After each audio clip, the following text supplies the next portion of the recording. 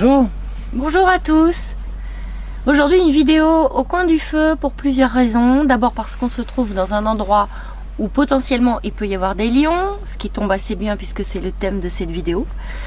Et puis aussi parce que nous avons un voyage excessivement riche cette année.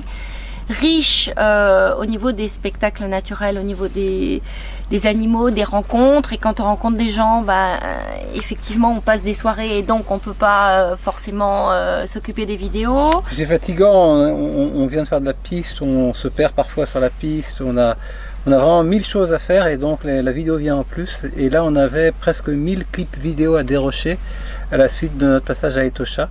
C'est un travail colossal. Donc on a décidé de diviser la vidéo sur Etosha en fait en deux. Donc aujourd'hui on va rentrer gentiment dans Etosha par la porte est, celle qu'on a prise, et on va aller jusqu'à un premier point culminant de notre passage à Etosha, qui a été nos rencontres avec les lions.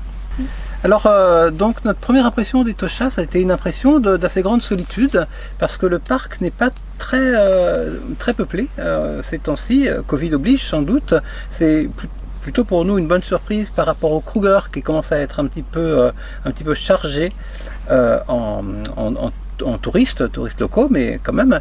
Et il y a beaucoup moins de voitures, il y a beaucoup moins de gens dans les campings. Et donc la première impression qu'on a eue d'Etosha, c'est d'un parc à moitié vide. Il n'y avait pas forcément beaucoup d'animaux quand on est entré par l'est, mais au moins on a pu voir ce qui est le plus caractéristique dans le parc d'Etosha, c'est-à-dire le pan. Le pan, cette grande étendue blanche, ce lac asséché, qui est très rarement en eau d'ailleurs, et on voit très bien les animaux se détacher sur ce pan, avec une atmosphère très blanche, poussiéreuse, lumineuse. Et les premiers animaux qu'on a rencontrés, ce sont les oryx, qui sont emblématiques de la Namibie en général, mais aussi les zèbres. Ces herbivores semblent apprécier le pan, évidemment pas pour la nourriture qu'ils y trouvent, mais sans doute par le fait que les prédateurs peuvent difficilement les coincer sur un espace aussi ouvert.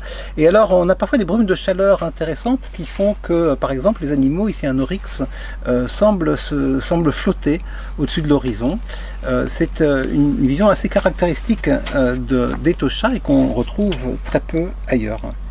Il existe un endroit unique dans Etosha, qui est un point de vue auquel on accède par une sorte de longue passerelle. C'est un peu comme si on allait sur une presqu'île sur la mer, et on a pu là faire une expérience solitaire en plein milieu du pan, à quelques kilomètres de la piste principale.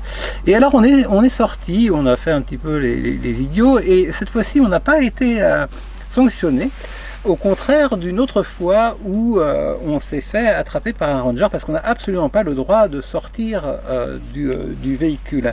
Ça a été d'ailleurs une expérience un peu difficile pour nous. On ne voyait pas forcément beaucoup d'animaux à ce moment-là.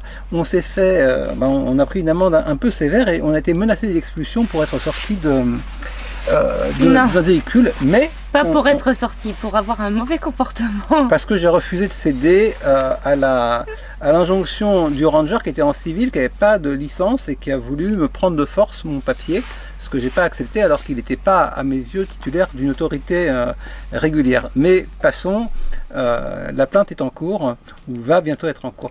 On revient aux animaux, c'est plus intéressant. Donc ce qu'on voit aussi, c'est alors plutôt des animaux un petit peu isolés. Au début on n'a pas vu de grands troupeaux. On a vu par exemple un bel éléphant, on le voit là marcher dans l'herbe qui est très proche du pan. On est en bordure immédiate du pan, parce que c'est une autre caractéristique d'Etosha, c'est que quand on n'a pas le pan, on a aussi des herbages qui sont très clairs, très jaune-blanc, et très ouvert. Donc excellent, on voit là l'éléphant de la tête aux pieds. Et évidemment les éléphants viennent boire, alors c'est toujours amusant de voir le travail des pattes et le travail de la trompe qui toujours aussi précise et flexible vient flairer et pour trouver exactement le bon accès à l'eau.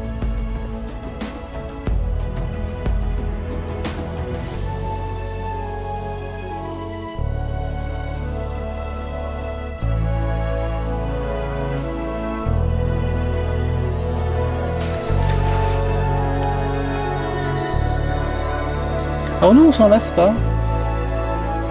Les éléphants, en fait, on a vu, je pense, des milliers d'éléphants. J'essaie de faire le calcul l'autre jour. On a vu assurément des centaines de choses. On est plutôt à 2, 3, 4 000, c'est difficile à dire.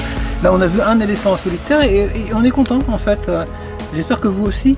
Parce que bah sinon, on vous montre beaucoup de vidéos d'animaux, mais... Beaucoup d'éléphants. Mais parce qu'en fait, sur une scène d'éléphants, il y a toujours une action. Ouais, ils sont mobiles, ils sont les lions, parfois ils dorment, les zèbres, bah, parfois ils broutent, il n'y a rien qui se passe. Par contre, les éléphants, il y a toujours du mouvement et toujours une action. Donc on aime bien les éléphants. Et ensuite, on a vu aussi du même côté des tochas, donc on est là vers l'est, on a vu d'assez belles scènes de girafes à la nuit tombée.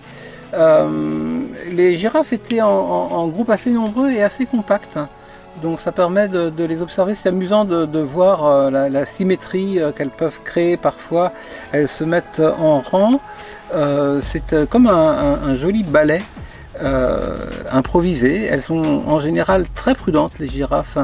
Elles bougent lentement et on a toujours l'impression que c'est un peu un 2-3 soleils avec elles, parce qu'elles avancent et puis soudain elles s'arrêtent pendant plusieurs dizaines de secondes et ensuite on tourne le regard et elles se sont de nouveau déplacées. Très amusant évidemment, c'est surtout le cas quand elles vont boire. Alors, elles boivent de cette manière caractéristique qu'on voit là, avec les pattes avant écartées. Il y en a qui ont les pattes avant écartées tendues et celles qui choisissent de fléchir. Et on ne sait pas très bien pourquoi en fait certaines choisissent une technique plutôt qu'une autre. Alors des girafes on en voit partout dans le parc, mais on en voit nettement plus du côté de Namoutoni. Voilà, par l'est.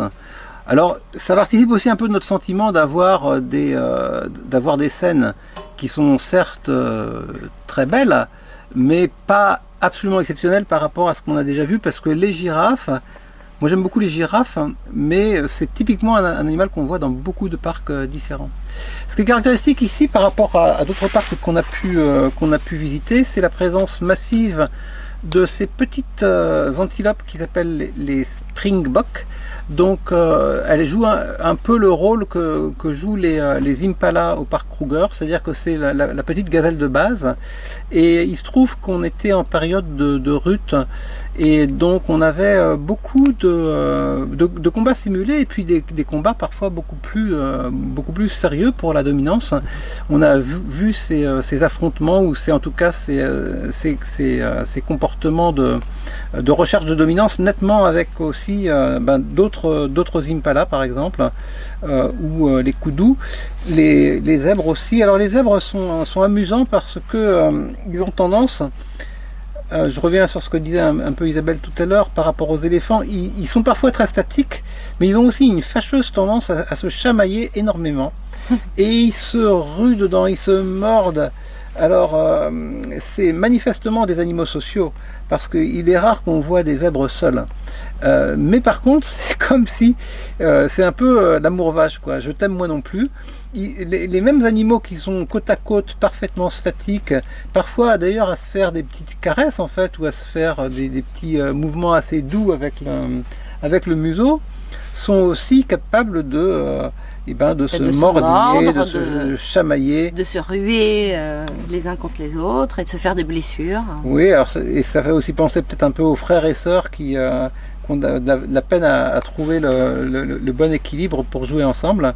Et donc on a des scènes, alors souvent elles dégénèrent pas complètement, mais elles durent comme ça pendant des dizaines de secondes, et puis soudain tout rentre dans l'ordre. Tout rentre dans l'ordre pour 1 heure ou 2, jusqu'à ce que ça recommence. Et alors on voit ça avec quelques zèbres dans le fond qui sont tout à fait placides, parce que ça les émeut pas spécialement de voir des collègues à eux, si on veut, se chamailler jusqu'à se rouler par terre, parce que ça fait partie de la vie et du comportement habituel des zèbres. Mais là encore, on n'est pas encore, on a le sentiment de ne pas être rentré dans le dur. Les zèbres, c'est bien joli, c'est même magnifique en fait quand on regarde de près. Toutes les zébrures sont à chaque fois différentes. En soi, c'est un animal remarquable, mais c'est un animal relativement commun qui vit en assez grands troupeaux. Et donc, quand on a vu des zèbres, quand on a vu des springboks, quand on a vu des girafes, on a le sentiment d'avoir fait un safari, un joli safari, mais on n'a pas le sentiment d'avoir fait un safari exceptionnel. Bah, c'est surtout que du côté de Namutonie, il y en avait, mais pas beaucoup. Ah, il n'y en avait pas encore beaucoup. C'est vrai que un peu plus tard, on a été tellement servi en termes de masse, mais on y reviendra dans la vidéo suivante. On a vu des spectacles incroyables. On a changé de dimension. Alors sinon, pour les petits animaux qu'on a vus, en plus les animaux, on va dire, sur lesquels on n'a pas forcément beaucoup de clips, un koudou qui est passé, on en voit quelques-uns, moins qu'au parc Kruger, des hyènes qui ont un comportement social aussi très important. On voit là une scène de jeu, on pense bien sûr aux chiens par exemple, quand on voit les hyènes se comporter en groupe. Surtout qu'il y avait des petites là. Oui. Et puis on a vu une scène assez amusante où une hyène avait attrapé un très gros morceau de viande et l'a transporté dans le bush. Elle ne s'était pas fait attraper par un prédateur plus gros qu'elle, on pense à un lion. Je ne sais pas comment elle avait réussi à attraper un quartier aussi important, mais ce quartier, elle l'a bien caché. Parce qu'il y avait un chacal qui rôdait. Un chacal pas loin, et elle l'a caché du chacal à un endroit où le chacal n'est pas venu le chercher. Donc on pense que tapis dans la brousse, il y avait d'autres hyènes, d'autres collègues. Et puis le quotidien du parc, ce sont aussi les oiseaux. On en voit beaucoup près des points d'eau. C'est un spectacle qui peut être très beau quand on y prête attention. Les oiseaux sont aussi des animaux qui sont en général assez mobiles. Et là, on a vu une scène qui était assez amusante. C'est une sorte de scène de saute-mouton de pie qui se remettait sous l'œil goguenard des springboks qui semblait se mettre en ligne, mais avec l'une qui passait toujours par une sorte de bond en arrière par-dessus l'autre. Donc est-ce que c'était un comportement de cours peut-être? On n'a pas la réponse, mais c'était toujours assez amusant. Et puis en matière d'oiseaux aquatiques, on a aussi eu un joli ballet de pélicans. On n'avait jamais vu de pélicans aussi synchronisés dans leur technique de pêche. Ah, c'était marrant. Hein, ça ressemblait, donc il y avait quoi, une cinquantaine de pélicans peut-être, tous coordonnés, qui étaient dans un point d'eau qui n'était pas très grand et qui faisait un aller-retour comme ça sur le point d'eau. Et à un instant donné, tous plongeaient leur bec ensemble dans l'eau, comme on voit parfois ces techniques de pêche où les pêcheurs encerclent les poissons avec un filet, de manière à ensuite relever tous ensemble le filet pour piéger complètement les poissons. Et là, on a une sorte de technique de pêche des pélicans qui s'apparente à cette technique humaine de pêche de groupe.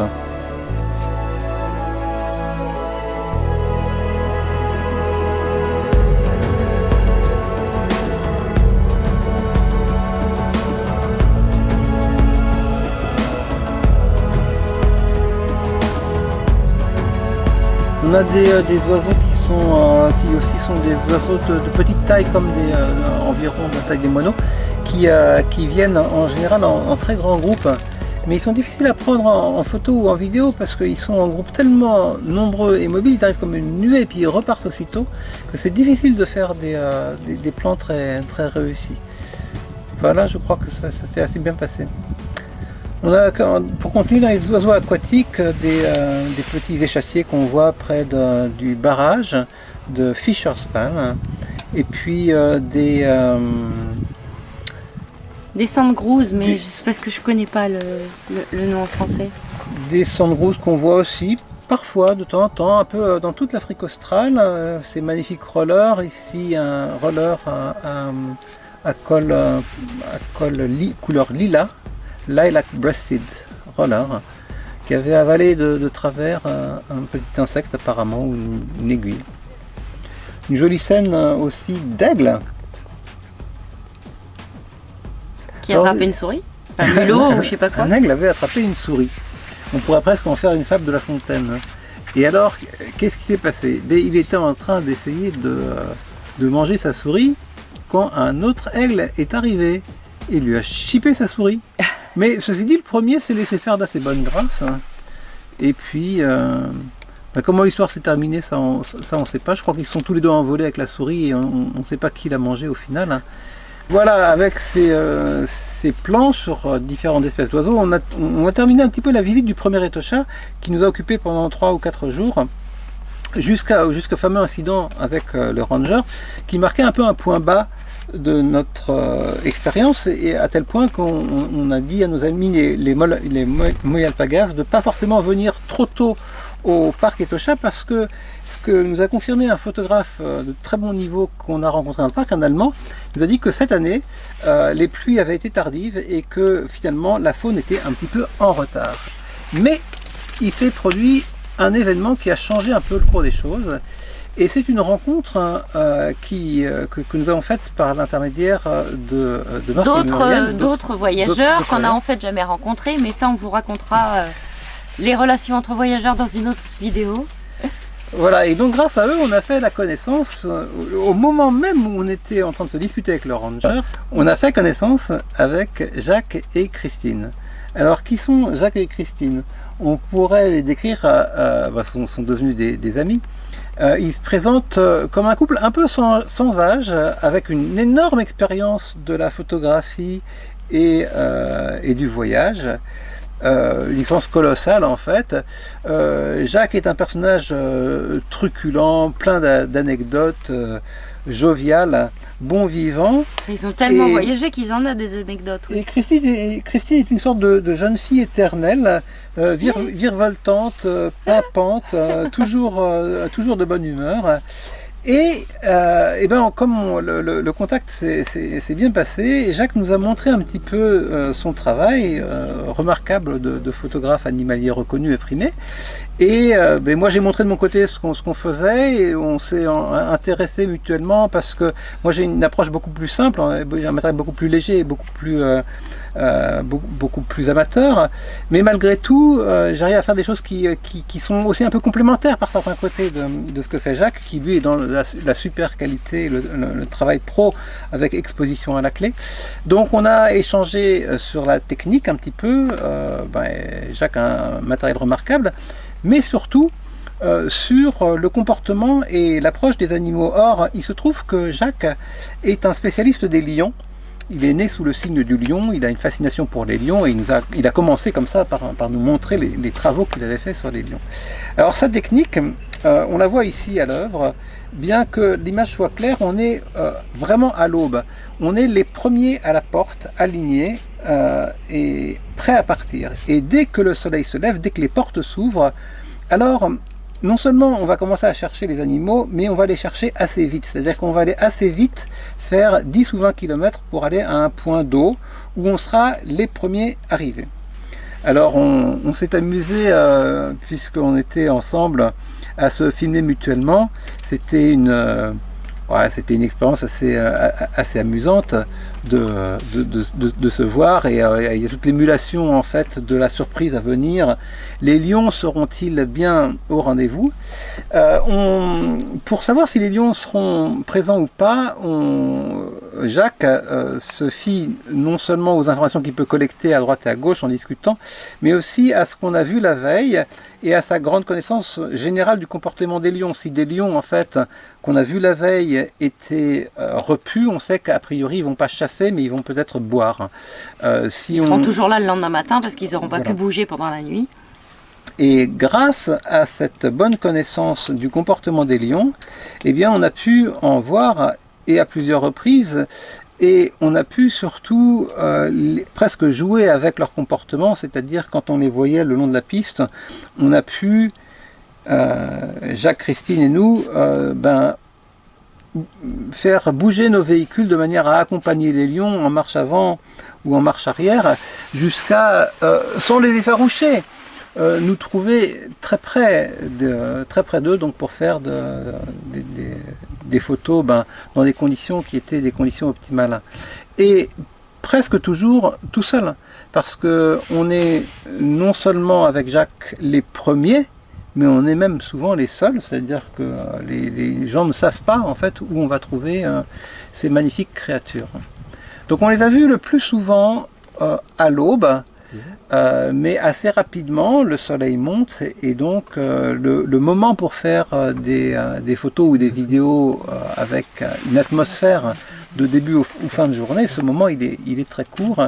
Rapidement la lumière blanchit et on peut alors, si on est suffisamment prêt, faire de très beaux portraits, mais qui n'ont plus tout à fait la même atmosphère. Alors ce schéma-là s'est répété plusieurs journées consécutives. On est reparti combien? Peut-être 3, 4, 5 fois, un peu dans les mêmes conditions. Et c'était toujours aussi beau. Et on les voit soit le matin, soit au coucher du soleil. Pour les lions, c'est le cas. Alors par contre, parfois quand on les voit au matin, ça dépend de leur humeur, on peut rester avec eux plus ou moins longtemps. Mais on était ravis et on était enchanté par en fait la chance qu'on a eue aussi, peut-être parce que je pense qu'il y a eu un facteur chance qui s'est cumulé avec l'expérience de Jacques. Alors combien nous a-t-il dit qu'il en avait vu 53 avec nous, je crois. 30, en 40 ou 50 53 lions en 10 jours. Pour lui, et quand on était nous ensemble, je crois qu'en 2 jours on avait une trentaine. Pour donner un ordre de grandeur, mais surtout il y a voir des lions et voir des lions endormis, couchés au loin, c'est pas du tout la même chose que les voir pratiquement seuls face à nous, marcher tranquillement, nous regarder, nous dévisager et presque s'arrêter face à nous pour la pose photo. Et le clou du spectacle pour nous concernant les lions, ça n'a pas été une scène d'aube. Ça a été une scène de crépuscule. On cherchait les lions un soir et Jacques était parti 2 minutes devant. Tout simplement parce qu'en fait il y avait une sorte de chassé-croisé entre nous et on a décidé de prendre une piste de traverse pour aller voir un point d'eau où il n'y avait rien. Et le temps qu'on fasse les 500 mètres aller-retour, il était parti devant. Et nous, on le voyait à peine comme un petit point à l'horizon. Et soudain, on a croisé des zèbres qui semblaient complètement affolés et qui criaient comme on les avait jamais entendus crier. Qu'est-ce qui s'était passé? Mais il s'était passé que les lions, la troupe de lions qu'on visait en fait, dont on se doutait qu'elle était dans les parages, venait de tuer un jeune zébron. Donc la mère hurlait. Et la scène est que la lionne avait tué et il y avait 2 lions qui étaient là. Il y avait un lion mâle et il y avait 2 jeunes lions et il y avait 3 femelles. Mais il y avait la femelle qui avait tué. Donc elle était autorisée à manger. Alors que les autres, non. Donc par contre, je ne sais pas pourquoi il y avait un jeune qui était autorisé aussi. Mais sinon, les autres ont patiemment attendu leur tour. Hein. Et alors, ce qui est intéressant dans cette scène, c'est qu'on l'a vécu, Jacques comme photographe et moi comme vidéaste. On était côte à côte, il était arrivé avant.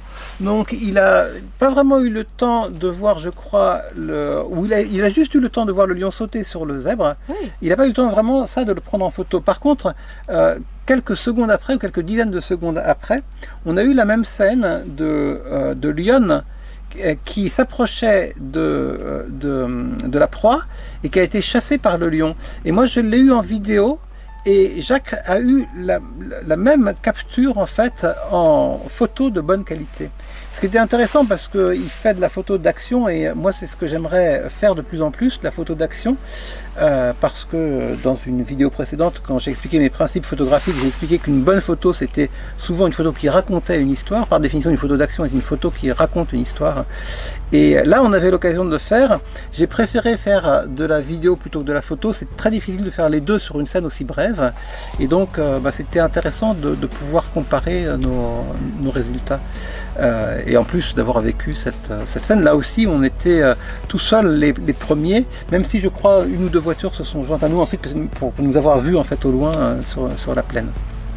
Voilà, mais en fait tout le crédit de la scène revient à Jacques qui a vraiment qui a prévu en quelque sorte et qui s'est placé à l'endroit idéal pour. Voilà, et donc des lions on en a revu plus tard, mais là je dirais que cette scène-là ça a été un peu le sommet. Et on va arrêter pour la vidéo de cette semaine sur encore 2 ou 3 scènes, bon plus crépusculaires qu'on a vu là au point d'eau. Donc on est au camping et puisque le thème de la vidéo c'était les lions, on va terminer sur une scène de lions au point d'eau le soir. Mais on va dire que même si cet épisode de Lyon a été un de nos sommets en termes d'expérience à Etosha, ça n'a pas été le seul. Je pense même qu'on a vu mieux après. Mais ça, c'est pour la semaine prochaine. Non? Allez, au revoir. Allez, à la semaine prochaine. À la semaine prochaine. Bonne semaine.